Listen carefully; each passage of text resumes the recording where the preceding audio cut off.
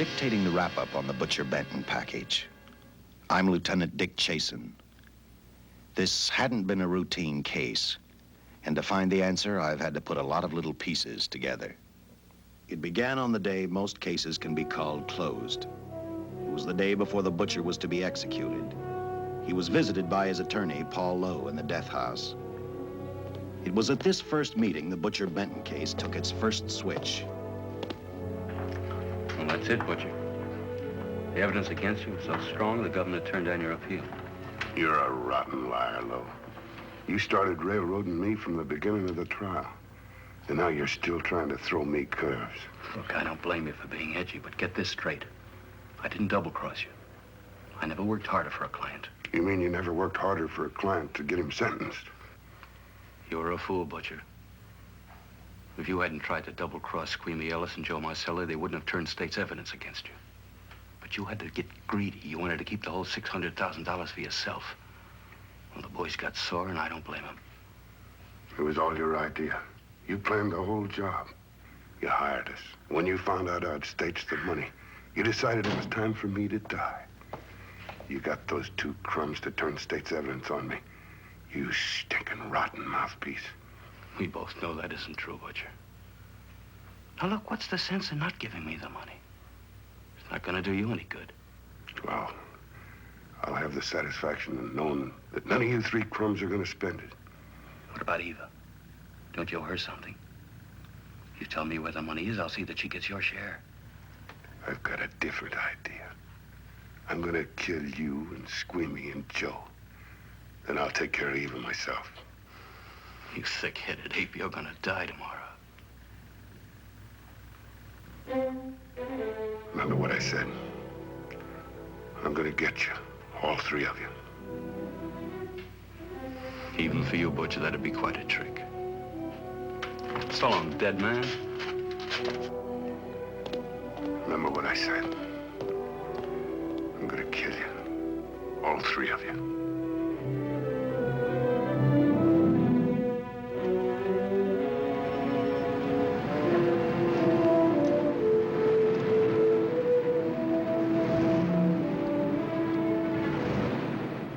Back in Los Angeles, two men sat in a bar room listening to a newscaster tell his headline story. He played up big the butcher's threat to kill Paul Lowe, Squeamy Ellis, and Joe Marcelli for their having turned state's evidence against him. Squeamy Ellis didn't seem happy over the butcher's threat. Neither did Joe Marcelli. But they had figured, once a dead man, always a dead man. But this was one time everyone was in for a surprise, including the entire police department.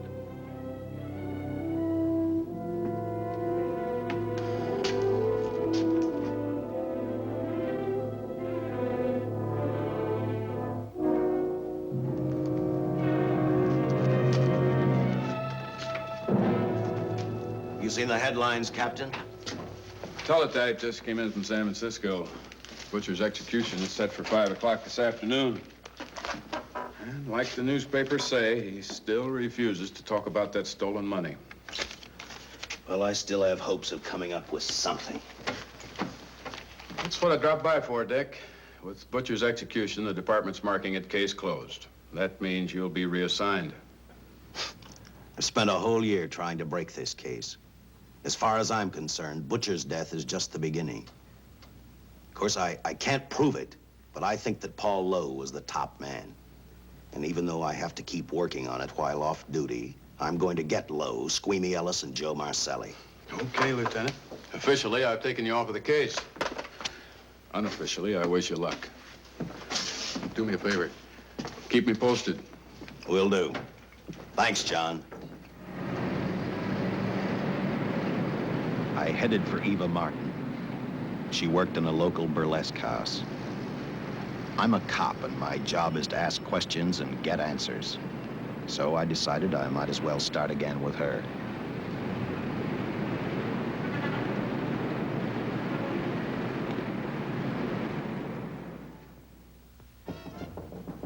Come in. Oh. What do you want? I'd like to talk to you. Talk? You're a cop, aren't you? That's a good question. I can't even find a 3-ton armored car, let alone the $600,000, and I've been on the case a year. I've told you, and I've told you, and I've told you. I don't know anything about the money. I never did. Benton's gonna be dead in a little while. I thought it might make a difference. I never knew anything about the money. Call me dumb.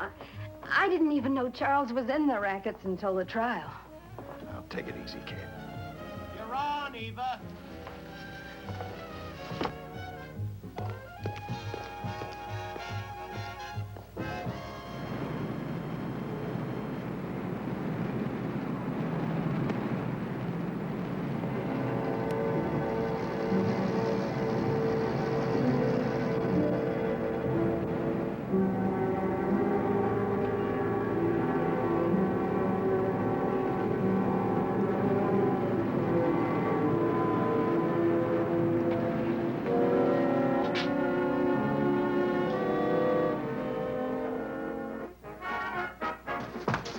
Honey, here's your wrap.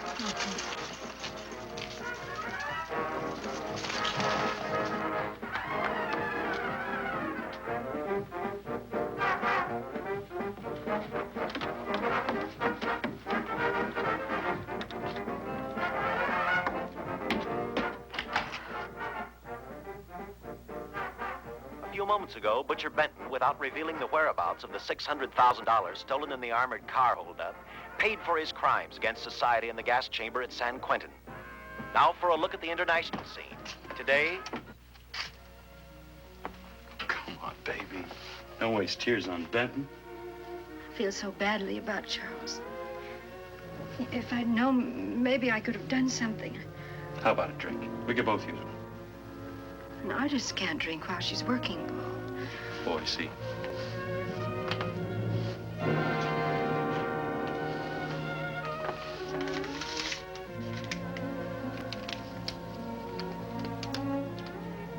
What's that? Well, now what's the matter? It's a message from Charles. He told me to open it if he died. Finale, Eva. All right. How about a steak after the show?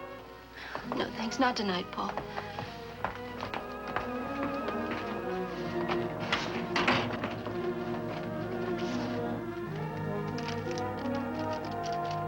I didn't find out until much later, but Paul Lowe, in opening the letter the butcher had given Eva, found a map outlining a section of the city sewer system. And clearly identified was the spot where the butcher had hidden the stolen payroll. He replaced it with a $50 bill. I guess he figured $50 to gain $600,000 was not a bad day's work.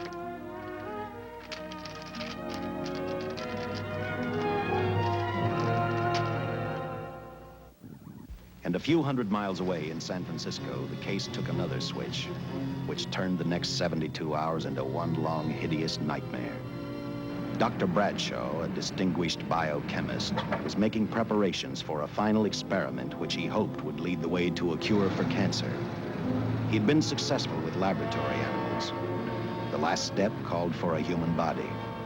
And Dr. Bradshaw's assistant quickly made a deal with a local mortuary and returned to the laboratory with the dead body of Butcher Benton.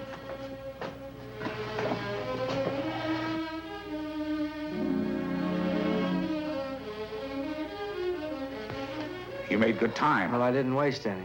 Any trouble? No, I just handed the money over and moved the body into your station wagon. That was that. Good. Get a syringe.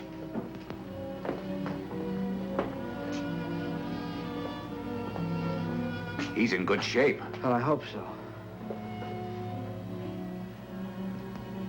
We'll get other blood samples later. We'll run this one through fast. Right. Now wheel him into the machine and then raise him. Right.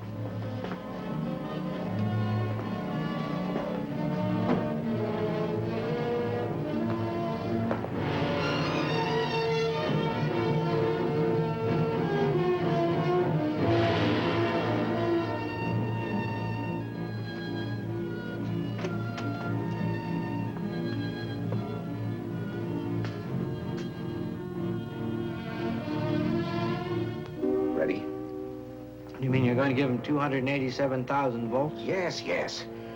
I'll get the fluoroscope set. We'll check with that before we start dissecting. Turn off the lights.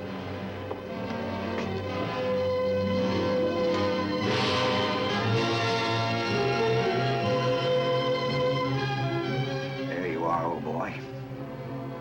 If you respond properly and my theory is sound, you'll be more famous dead than alive. Throw the switch.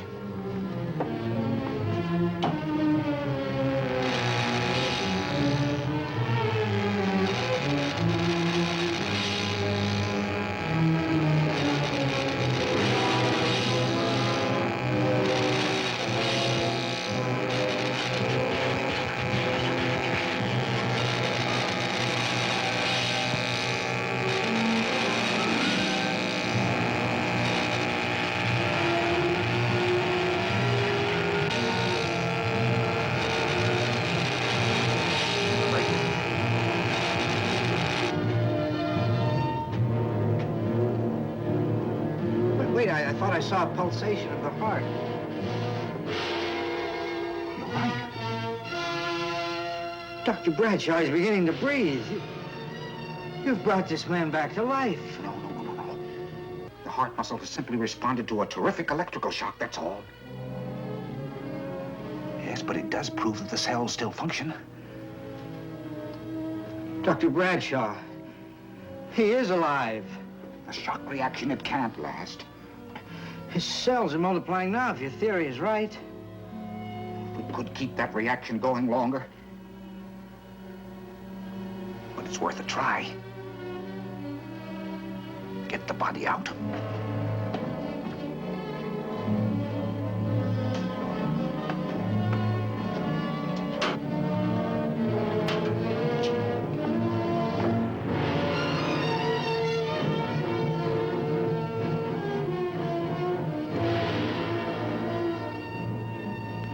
Get some adrenaline from the supply room. Some amyl nitrite, too. Hurry, hurry.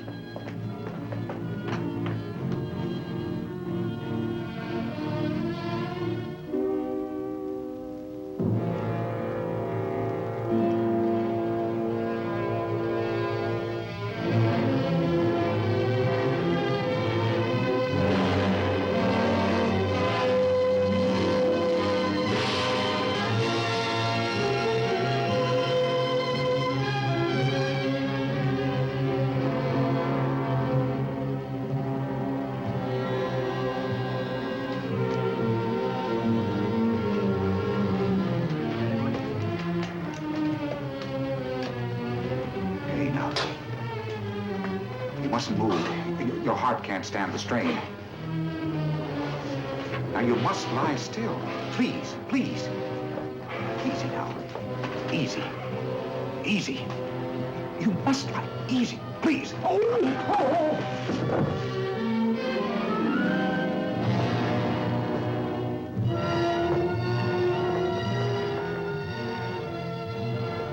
Dr. Bradshaw's experiment had given life back to the butcher. He tried to talk, but the electrical voltage had burned out his vocal cords. Yet it hadn't destroyed his brain. He knew who he was. He knew who he hated. As he stumbled about the room, I think he thought only about one. Kill Lowe, Squeamy, and Joe Marcelli. The tremendous electrical voltage that Dr. Bradshaw had given the butcher had increased his cellular structure to the point where he was no longer a man. Dr. Bradshaw's experiment had created a vicious, brutal animal with an almost inconceivable amount of strength. Dr. Bradshaw must have believed the butcher's regained life would last for only a few minutes. Therefore, instead of calling for help, the doctor decided to handle his creation alone. Now, easy, Benton. Just relax. I'm a doctor. I want to try to help you. Do you understand me? You're in my laboratory. The execution was carried out and you were declared dead. I tried an experiment on you and brought you back to life, although I didn't intend that. Now, you've had a great shock. Now come and sit down. Now, be quiet. Now, come and sit down. Take it easy. That's the boy.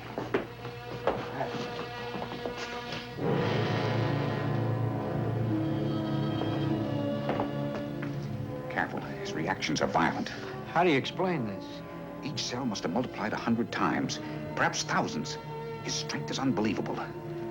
No, it's too late for the amyl nitrite.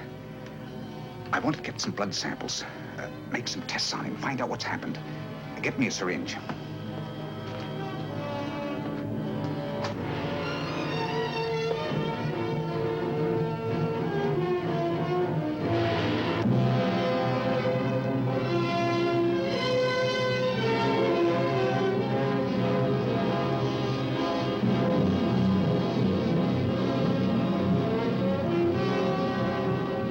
Why won't the needle penetrate the skin?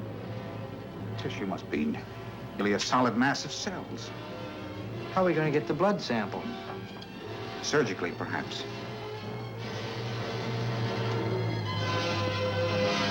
Now, easy, Benton. Take it easy. You can't leave here now. I'm responsible for your being alive.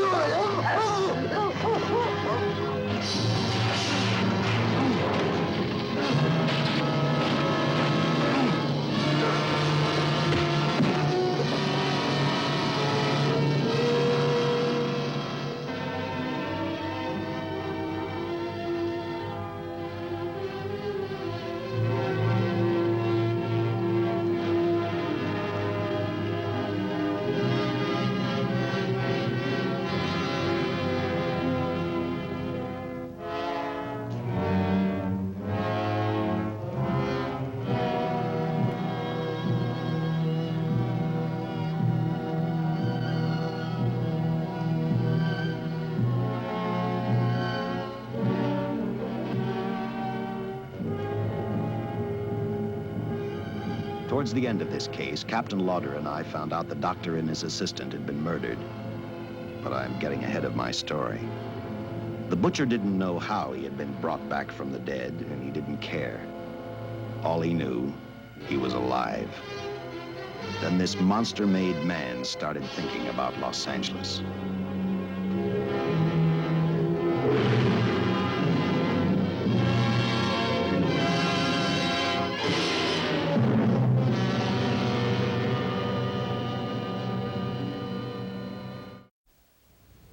On that very night back in Los Angeles, I decided to stop playing detective for a little while. I went to the burlesque house to ask Eva to have dinner with me. After all, the butcher was dead, and if I got lucky, sooner or later, I figured Paul Lowe would lead me to the stolen payroll. In a way, that possibility made me even feel better. It's not fair to watch the show from backstage. Next time, I'll pay admission. I take it by that remark you like my routine. Yeah, you're pretty good. What I can't figure out, though, is why you stay in a place like this. It shouldn't be hard for someone like you to get a job in a class spot. If you weren't a detective, I'd be willing to bet with a line like that your next remark would be, how about dinner? Well, not exactly dinner, but a hamburger might be a good idea. If you're asking in an official capacity, I can't say no. I'm off duty. For the past 6 months, all I've ever called you is Lieutenant Chasen. Do you have a first name? Dick. Give me 10 minutes for a quick change, because you just made yourself a date, Lieutenant. I mean, Dick.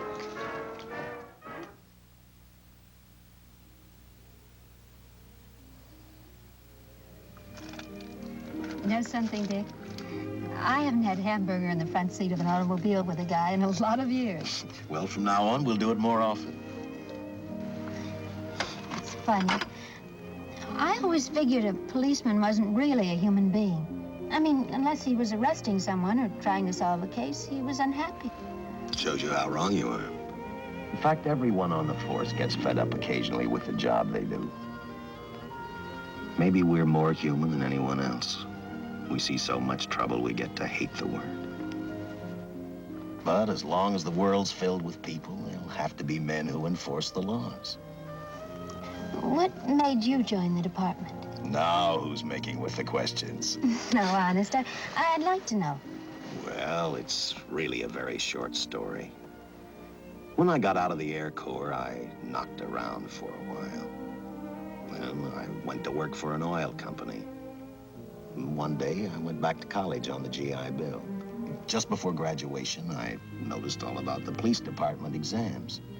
It seemed a pretty good thing to do with your life, so I took the exams, passed, then went on from there.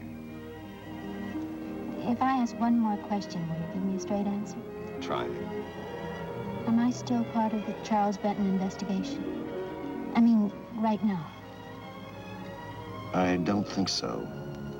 As far as the department's concerned, when Benton was executed, the case was marked closed. But inside of me, that's not good enough. I don't follow you. Well, the $600,000 is still missing. And a fast-talking underworld lawyer like Paul Lowe is walking around a free man. Someday, no matter how long it takes, I'll get him and the money. Until I do, the Benton case for me is not closed. I give you my word, Dick. Charles Benton never told me anything about the money. Oh, I've been sure of that for a long time. But how did you ever get mixed up with anyone like the butcher? As trouble ever started, it just happened. I had a roommate who used to date Benton all the time. One day she packed and left for Chicago. Benton carried a torch for her, and he used my shoulder to cry on. First thing I knew, we were having dinner together, and a few weeks later, I was labeled by the police as this #1 suspect and Benton's girl. But it was never like that. I made only one mistake. I felt sorry for him. You mean, until he was arrested for the robbery and the killing, you had no idea how he earned a living? I know this is going to sound crazy, but I only went out with Benton a couple of times. And all we ever talked about was Madge, my old roommate. The last time I saw him, he tried to get too friendly, and that's when I told him he had the wrong girl. But like I said, I'd already made my mistake. What about the burlesque house? How do you two fit together? You sound like a lot of other people. I left a small town a couple of years ago because I won a beauty contest, and the first prize was a screen test. Da, da, da, da, da. After which, nothing happened? That's right. Only, it was pretty rough. And then one day I read an ad about girls wanted for a burlesque show. I auditioned and I got the job. You know something? It's like any other job. If you're looking for trouble, you can find it even in a schoolroom. Well, when the screen test didn't work out, though, why didn't you go on home? Well, first you have to have a home to go back to. My folks are dead, so Los Angeles was as good as any place else. I don't know about you, but I do 8 shows a day, and at this hour, I'm bushed. I know what you mean. Mind if I drive you home? No.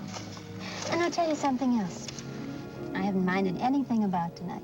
Not even the hamburger. I kept playing tag with Lowe. He made 4 telephone calls. 3 of them didn't interest me, but one did. The one to Joe Marcelli. I watched Joe head for his meeting with Lowe, and for some unknown reason, I began to get the feeling that this case was finally about to explode in my favor. You see what I mean? Well, look at that, will you? I seen him stagger on 2 legs, but he's doing it on 4. Shut up, you flea bag. Well, look who's calling names. At least I ain't a squealer, a stoolie. I warned you before. All right, Harry, that's enough. I'll take care of him. I want to talk to him. Okay, Mr. Lowe. With any future business you've got with this psycho, take care of it upstairs in your office. You keep showing around here, sooner or later he's going to get slugged, cripple or no cripple. All right, shut up, Joe. Sit down.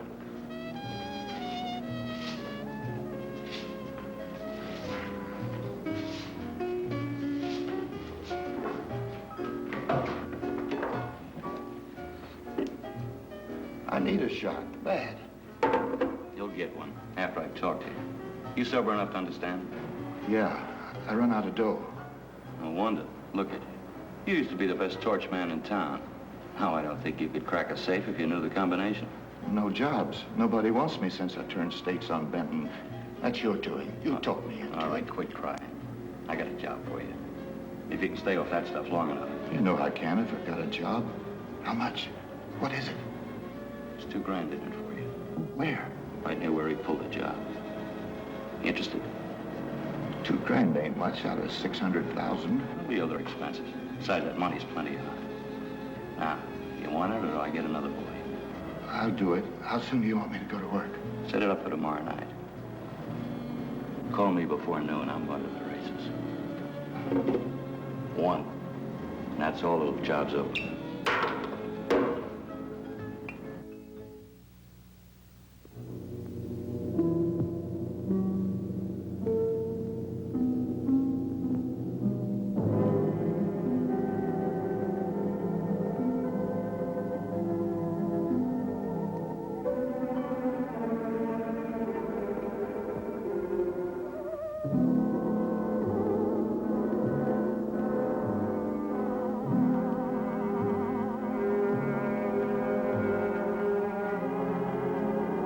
Butcher was walking slowly toward Los Angeles.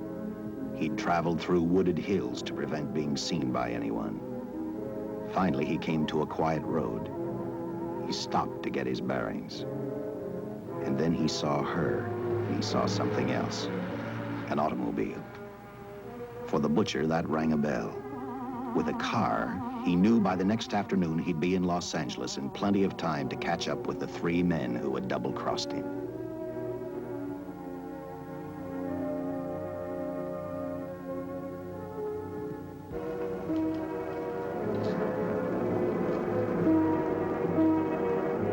See, you're a real gentleman to be helping strangers in distress. I hope you don't mind me using the babe here as bait. Quite a dish, isn't she? But that's what she gets paid for. Bait, that is. Yes, sir. She's a real shaker artist of my outfit. Carnival man myself. Just call me Connie. Yeah. Well, friend, we're in a little bit of difficulty here. Got a flat tire, brand new car, no tools in the back. Why, some of these dealers make my carnival grifters look like babes in the woods.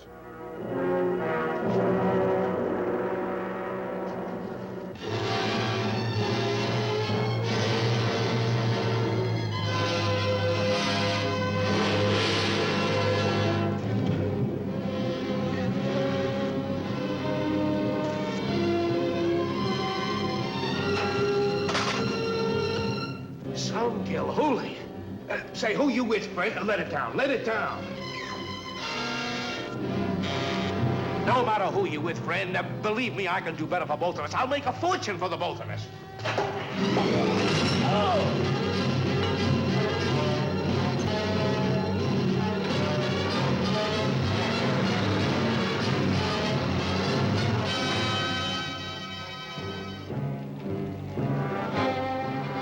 An hour later, the San Francisco Police Department sent out an APB.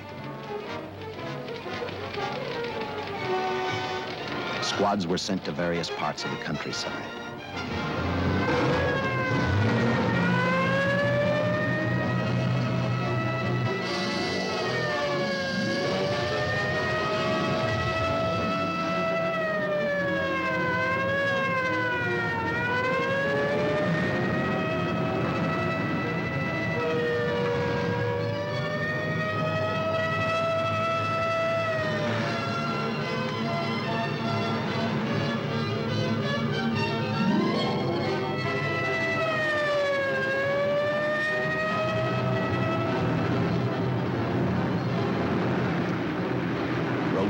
Were thrown up to catch the cold-blooded killer the hysterical girl had described. Each squad kept reporting back to central headquarters, and each of their stories was the same. So far, none of them had spotted the car the killer was driving. Orders were given to shoot to kill, because from the girls' further accounts, they realized they were dealing with a maniac.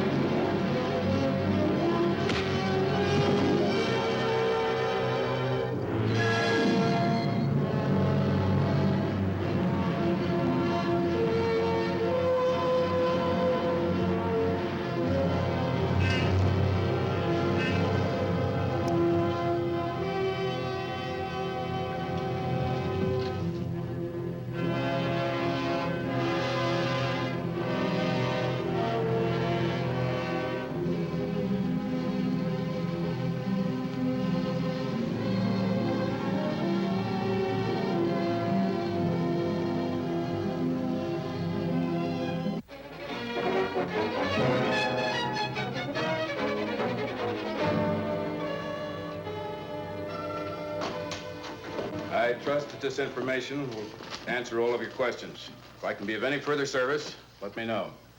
Sincerely, J.I. Louder, Captain Police, L.A. Here's another all points from CHP, Captain.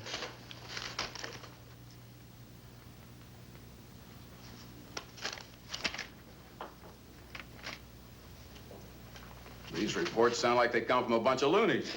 You sure do. There it is. Sergeant. Yeah.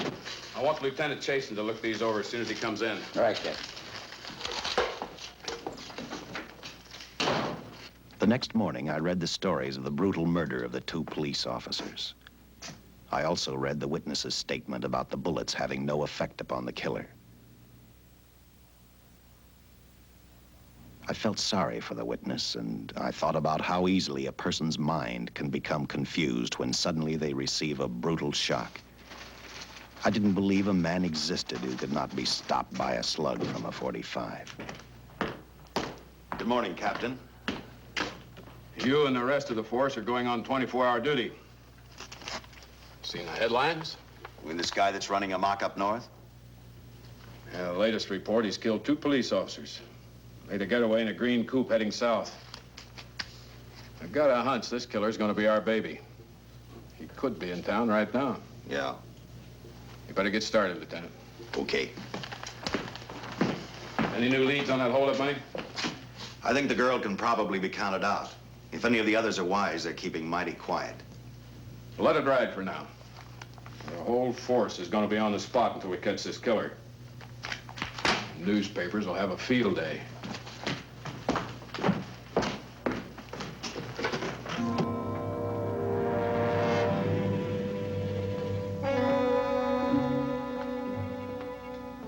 We were wrong about 2 things. The killer was already in our city, and we didn't know he was Butcher Benton. He headed straight for Eva Martin. He went to her dressing room to get back the map he had left in the envelope with her. He wanted first to check his money, then catch up with Lowe and the others.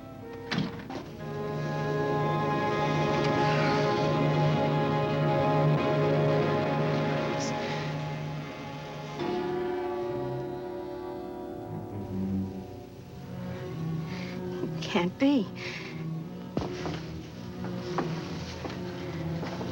But you do look like him. Only different somehow.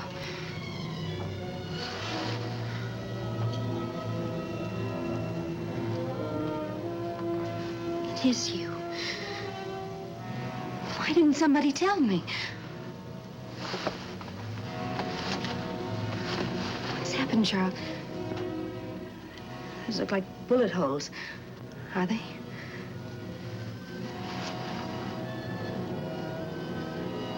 There isn't even a mark.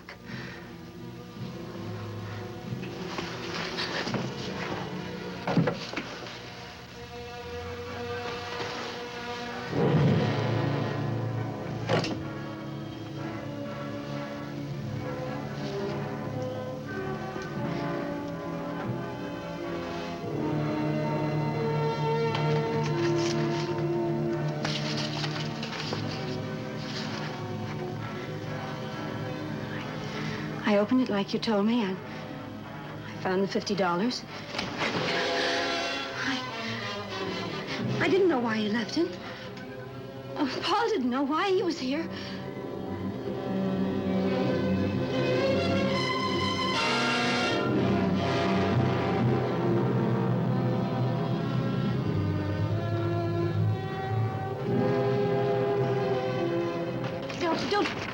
Don't think crazy. The name of Paul triggered his hate. He left her dressing room and started for Squeamy Ellis and Joe Marcelli's place. Because he knew, with them out of the way, Paul Lowe couldn't open the strongbox where the money was hidden. He thought of Squeamy and Joe first.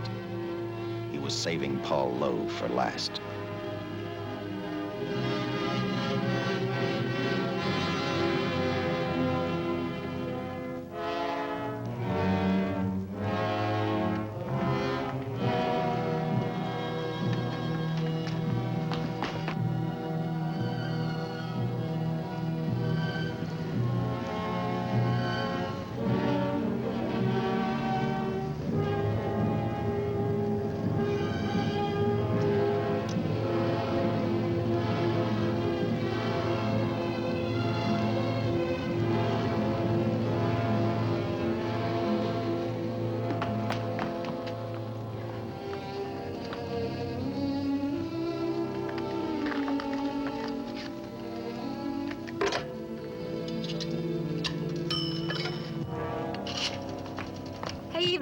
borrow your eyebrow pencil?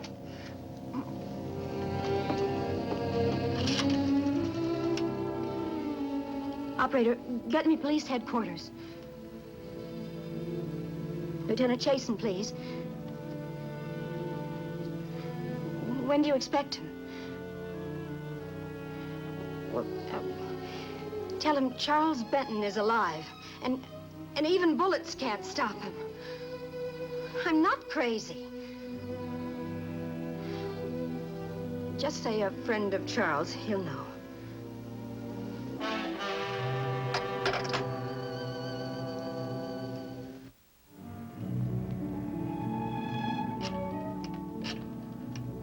After leaving a message for me, Eva telephoned Squeamy Ellis.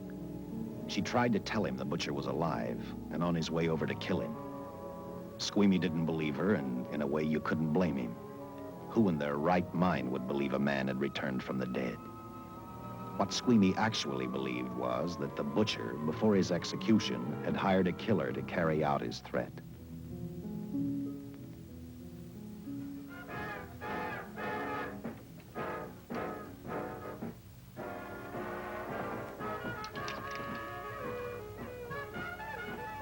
You sick? What? You don't look so good to me. 10 minutes, Eva. All right. Say, Eva, I could take over the matinee trick for you. What? It's easy. Look, Eva, I can do it. Scub-up-de-doo-doo-doo. Oh, Francine, I just thought of something. Yeah? Eva agreed to let Francine do the show. She hoped she'd be able to interrupt the butcher before he arrived at Squeamy's hotel. Or, failing that, at least be able to warn him to stay out of sight. You wanted me, Captain? Yeah, I just had a rundown on those fingerprints of the stolen car up north. We got nothing on the driver who was killed or the woman with him. Take a good look at these. There's something funny about these. Yeah. And the boys in the lab can't figure it out either. Those are the killers. They were found on the steering wheel. Looked like they'd been stamped in with a steel die. They sure do. These are Butcher Benton's. What? Well, they look the same to me. How do the lab boys explain that? They don't. Their best guess is a twin brother. An identical twin could have the same pattern of whorls with only slight variations. Ever hear of the butcher having a twin brother? No. Even if he did, it wouldn't explain these freak prints. You didn't pick up your message, Lieutenant. Some wacky dame calls you. And she says Charles Benton is alive, and bullets won't stop him. If we buy the twin theory. Who was she? Where'd she see him? Well, she wouldn't leave her name. Sounded kind of hysterical to me. Said she was a friend of the butcher's. Eva Martin. Get over at the Follies and see what that girl knows. Yeah. Some guys have all the luck. I never drew an assignment to the Follies.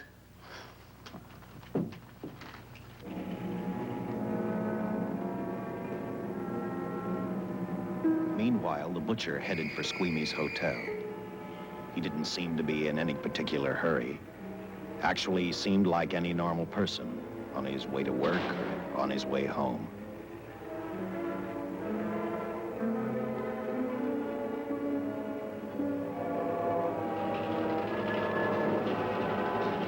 He rode up Angel's Flight, arrived at the top, scanned the hotel building, and then noticed the only exit from Squeamy's apartment, a fire escape.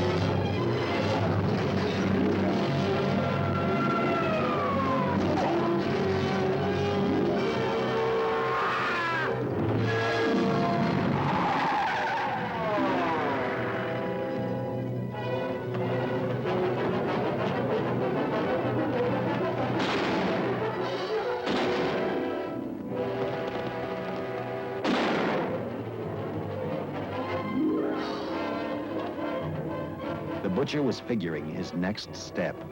And as he looked at the dead cop, he thought about Paul Lowe, the next man on his list. Seen Joe Marcelli? Not since last night when I told him I didn't want him around here no more. Give me a shot.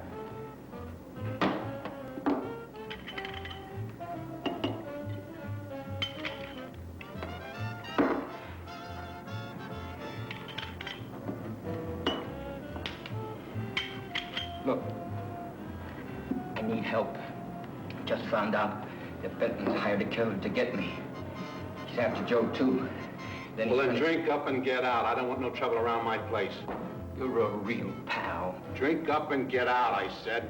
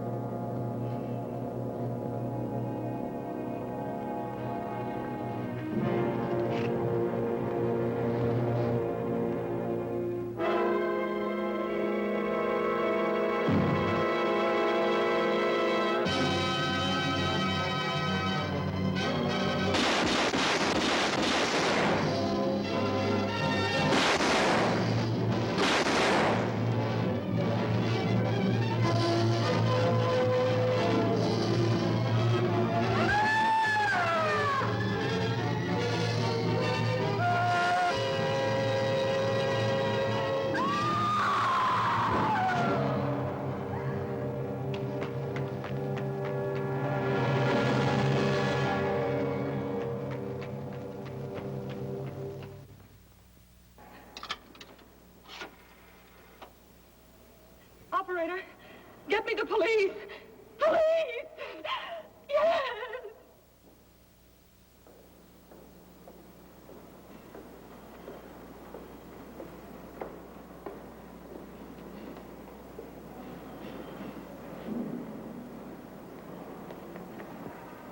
What's happened?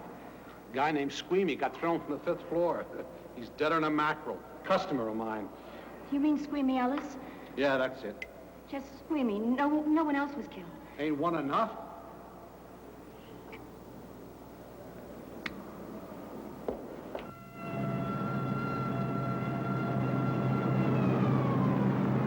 I tell you, the bullets never even phased him. He must have been wearing a bulletproof vest. God help us when the papers get a hold of this. Keep an officer on duty here till you hear from me. We'll get a stakeout on Joe Marcelli. I'd like to talk to Joe. Lauder, I'm going to call San Quentin. Suppose Benton is alive. Every available man's been put on the case now. Yes, sir. All right. All right. Anything new? Report on Dr. Bradshaw, owner of the station wagon. The San Francisco police located his laboratory in the basement of an electrical power receiving station. Bradshaw, what's he know? He's dead. And another man, too, his assistant. The lab is a shambles. But now we're getting some action from San Francisco. Benton's body never arrived at the mortuary where it was supposed to go. An attendant there finally broke down, admitted he picked up some quick cash by handing the body over to a man he was unable to identify. The man was driving a station wagon. Blast it, man. The chief's on my neck, and the commissioners are on his, and the mayor's on theirs. Now, am I supposed to tell them that our killer is a dead man? They found a notebook in Bradshaw's lab. It ties his experiments in with a Professor Dwiggins at Caltech. I hope to hear from Dwiggins soon. Captain, report from the valley on a hysterical woman. Reports the presence of the killer. There's the location. Let's go.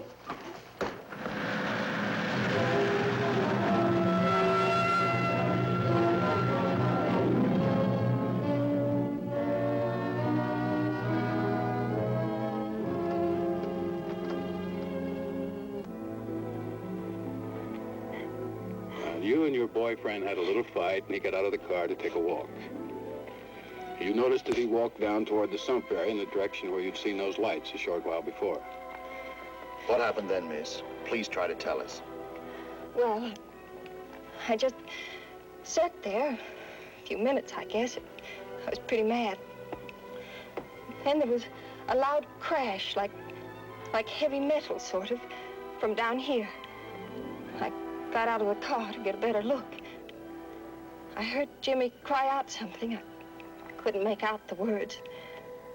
Then down here, in a patch of light, was Jimmy. And coming toward him was this man. Big man. Lifted Jimmy up over his head like he didn't weigh a thing. Jimmy screamed. Just once, before he broke Jimmy's back. I heard it snap, that far away. Then I started running till I found this house. They let me use the phone. Thank you, mate. We'll see that you get home right now. O'Malley, see that the young lady gets home all right. Paul Lowe, while driving to his office, heard a radio commentator report the murder of Joe Marcelli. And what shocked him most was when the broadcast identified the killer as possibly being the butcher. Lowe headed straight for Eva Martin at the Burlesque Theater. Oh, you gave me a start, Mr. Lowe. What are you doing here? Where's Eva? Oh, I'm taking her place. I'm going to wear her costumes. What's it to you? I asked you, where's Eva? Hey, don't get physical. Well, watch your tone of voice, Buster.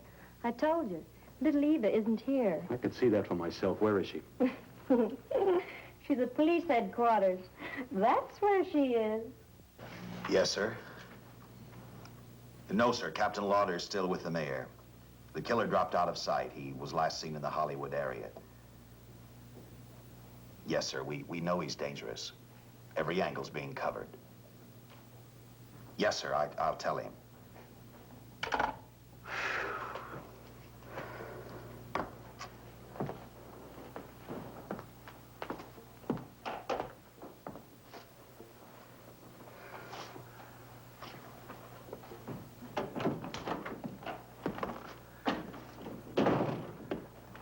Here, see how these fit. Low heels. I'm sorry. It's the best our wardrobe department can afford. Any idea how soon the captain will be back? Now, look, I'm going to see the captain. I'll have to wait here all night. Paul. Paul, Charles killed Squeamy and Joe. Joe, too? Benton? He's alive. I saw him, but nobody will believe me. I'm checking it. My guess is whoever killed them is on the trail of the money, Lowe. Now, maybe you'd better start talking if you know anything about it. I don't know anything. Did the butcher have a brother? No brother. It was Charles. I saw the tattoo on his arm. Look, I demand police protection. Where's the money, Lowe? You heard me. I demand protection. I know my rights. We put stakeouts on your office and home. Well, that's not enough. It's enough as far as we're concerned.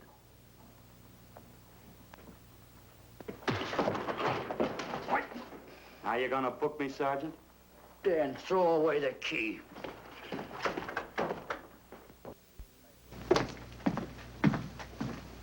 Thank you. Come up with anything yet, Dick? Oh, we've checked every hotel, motel, and rooming house in town. We've run a cross-check on every hangout Butcher ever used. Net results, blank. This is incredible. We not only discover a dead man turned killer, but it's beginning to look like he plays ghost, too. He's somewhere in this city, and if we have to take it apart brick by brick, we've got to get him. I may be way off, but I think Paul Lowe could tell us a lot. Maybe, but it's a cinch he's not going to. Well, suppose he had no alternative. You better grab some coffee. Your mind's beginning to play tricks on you. No, now, wait a minute. When Lowe came to us for police protection, it was because he was scared stiff the Butcher would add him to the list of Squeamy Ellis and Joe Marcelli. Go on. It figures, too. When he slugged the sergeant, he knew we'd book him right away. Oh, this Lowe's a pretty cute character. But we can play the same game. You mean we'll threaten to release him? Well, not exactly. You tell him you realize that he was excited, that throwing the punch was accidental. Tell him we're not going to make a charge, that he's completely released. Lieutenant, you know we can't do that. Lowell made his first mistake when he hit the sergeant, and that'll get him a year. As far as the department's concerned, at least it's a small victory. If my hunch is right, Lowe won't want to be on the streets with the Butcher looking for him. And he may talk, and talk a lot. Enough maybe for us to get rid of him permanently. Even lead us to the Butcher. If he's frightened enough, that might work. But if it doesn't... No, Dick, I'm not going to release him. I want him out of my way so bad I can taste it, but not bad enough to be responsible for getting him killed. The good thing about that, Captain, is the fact we know it, but Lowe doesn't.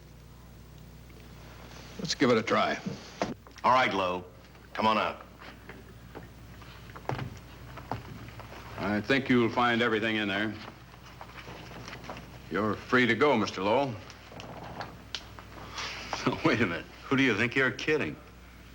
You arrested me for assaulting an officer. Court, I'll plead guilty. With luck, I might get off with 6 months. For a lawyer, you're forgetting a very important point. If no charge is made, there's no trial. It was a tough day for everyone. We figured your nerves were on edge, and when you threw the punch, you didn't know what you were doing. I've squared everything with the sergeant. It's all over, all forgotten. Yeah? Why'd you bring a stenographer?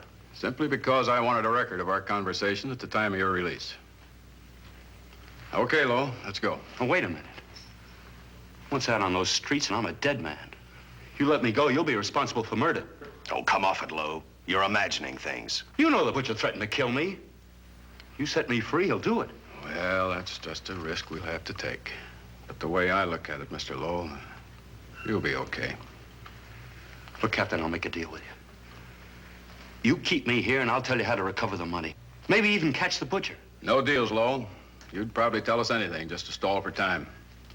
Come on, let's get out of here. Now, wait a minute. All right. I'll tell you the truth. Start taking this down. I, Paul Lowe, hired Butcher Benton, Squeamy Ellis, and Joe Marcelli to pull off the armored car holdup. And then Lowe continued with his confession. He told us about finding the map. He showed us the exact location of where the Butcher had hidden the stolen payroll. And he gave us a most important answer. The explanation as to how the Butcher was able to elude detection. His means of escape was the sewer system beneath our city.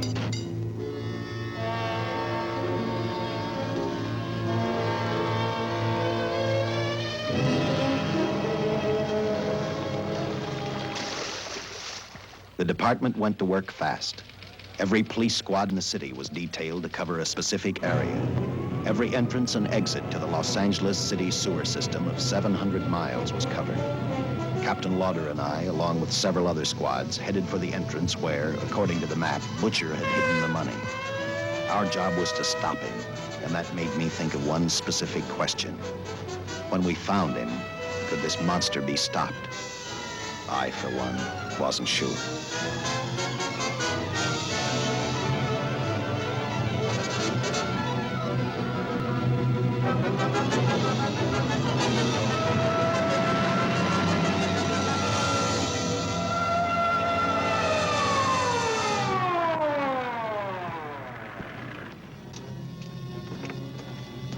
Everything all set, Lieutenant? City engineers mapped out each possible exit. A squad of officers are spotted at every point. If the butcher can be caught, now's the time. Well, after I talked to Caltech, I called on the fire department for a little help. The professors thought a flamethrower might stop him. Flamethrower? I suppose their boys have had a chance to join our squads by now. I see we have one with us here. Have you thought about what'll happen if this doesn't work? No. I've been praying too hard that it will work.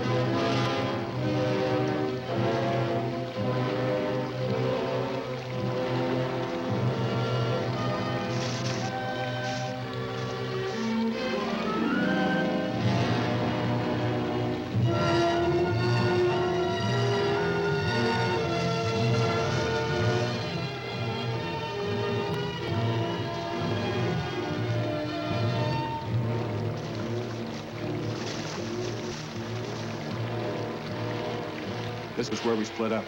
I'll go straight ahead.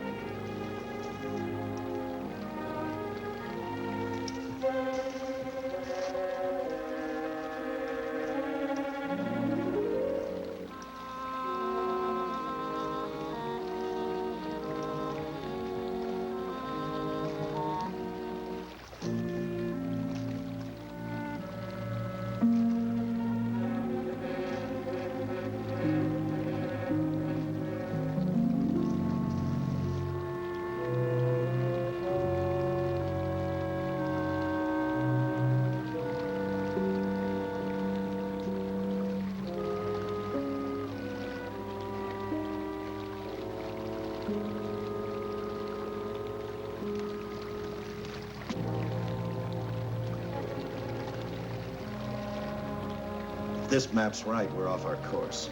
We'll have to backtrack.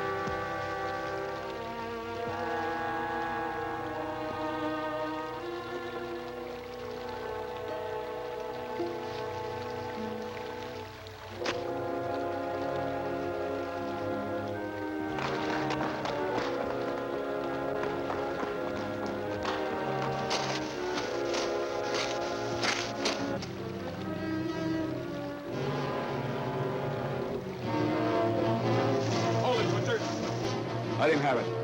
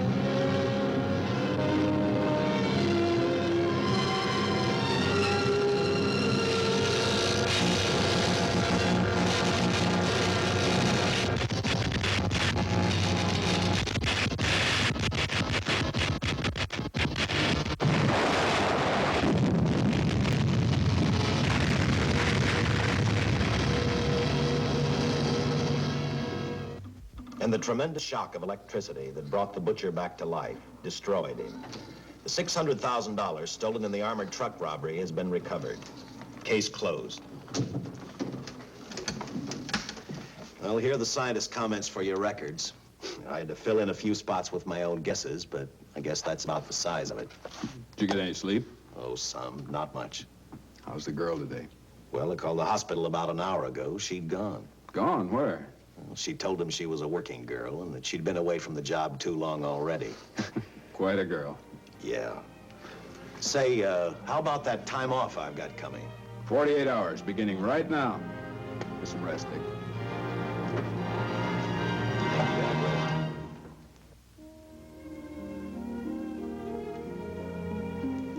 know something, Dick? The past 72 hours seem like a bad dream. That rest in the hospital today really gave me a new lease on life.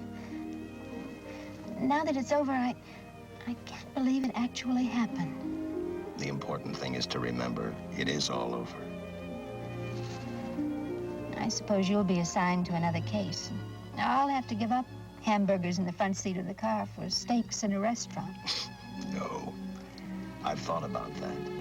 In fact, I decided to do something about it. I started by talking the captain into a short holiday, and just about an hour ago, I got you fired. What? What did you do that for? I figured that being my wife would take up all of your time. Even if I wanted to say no, I couldn't. You're not supposed to say no to a detective. I figured that, too.